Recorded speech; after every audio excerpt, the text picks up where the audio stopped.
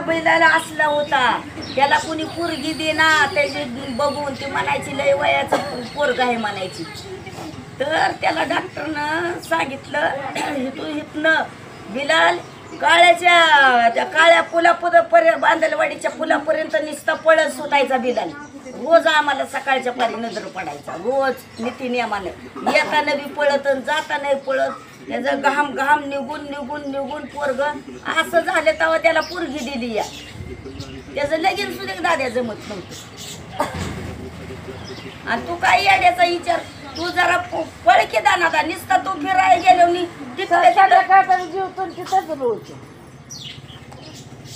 आता संत्या आजारी पडल्यापासून त्याला ती मध्ये अटकचा झटका आला. रोज सकाळ संध्याकाळ बायको सकाळची घेऊन त्याला जाती, व्यायाम करायला जात्या दोघं. आणि त्यांचं पोरं कमावतात, माझं कोण कमावणार.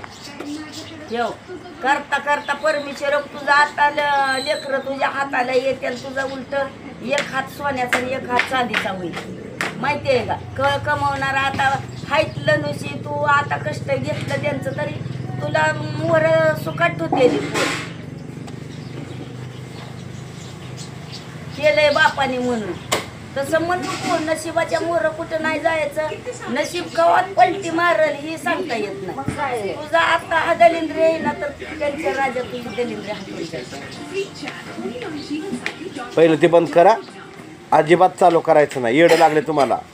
आणि शाळेला पतूर यांना दम खाऊ द्यायचा. शाळेला शिकवणी, शाळा शिकवणी. 10 कॉलेज नाही ह्यांना शिकवून. 10वी झाले घ्यायला लगेच आयटीआयचा कोर्स करायला लावणार आहे. वर्ष वाया घालवणार नाही. ह्याला लगेच 10वी झाली घ्यायला पण आयटीआयचा कोर्स.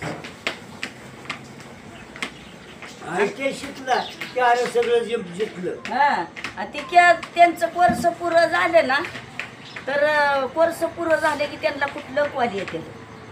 आता आमच्या हर्षदनं तर किती कोर्स केले तो त्याला आता गेल्या आठवड्यात मुंबईचा कॉल आलता रेल्वेचा. पोरं चांगले आहेत दोन्ही पण. आणि मग ते जाऊन मामाशिवार बोलत नाहीत मला, तोंड भरून बोलतात. लय भारी पोरं आहेत.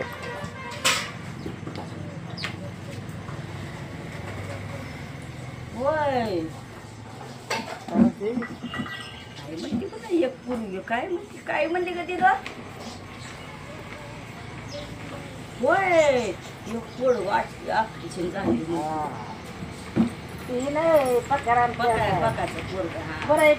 चांगलं झालंय आता.